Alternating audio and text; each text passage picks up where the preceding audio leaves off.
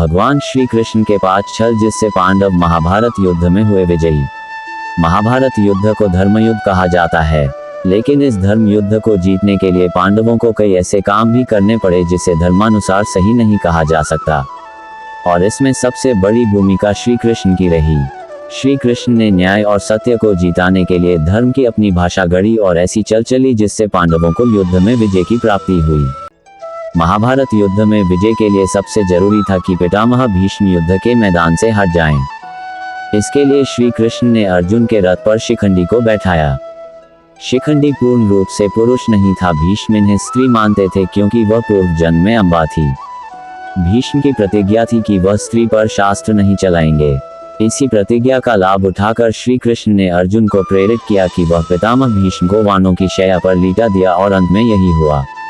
भीष्म के बाद द्रोणाचार्य ऐसे योद्धा थे जिनके रहते युद्ध जीतना असंभव था। इन्हें विजय के रास्ते से हटाने के लिए श्री कृष्ण ने धर्मराज युधिष्ठिर को झूठ बोलने के लिए प्रेरित किया।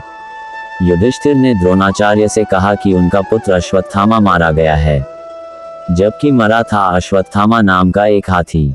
युधिष्ठिर के आधे सत्य से दुखी होकर द्रोणाचार्य ने अपने धनुष बाण जमीन पर रख दिया और विलाप करने लगे।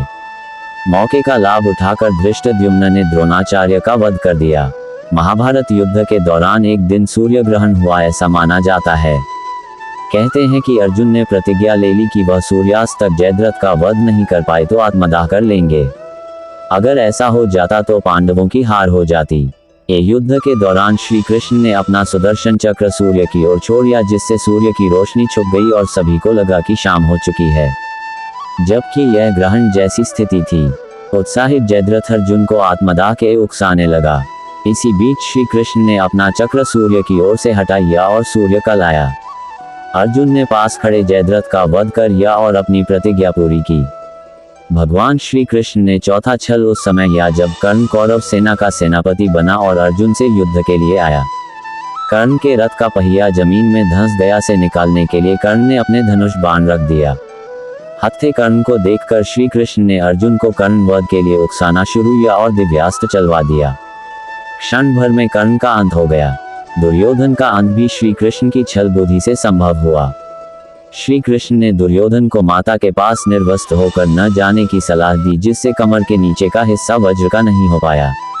भीम के साथ जब दुर्योधन का युद्ध हुआ तब श्री कृष्ण ने भीम को सलाह दी कि कमर के नीचे के हिस्से पर प्रहार करो, जबकि यह नियम के विरुद्ध था। कमर के नीचे गदा के प्रहार से भीम की मृत्यु हुई। इस तरह पांडवों को महाभारत में विजय मिली। मेरी यह जानकारी आपको अच्छी लगी हो तो मेरे चैनल को सब्सक्राइब करें, वीडियो को लाइक करें और कमेंट करें। धन्यवाद। राधे राधे।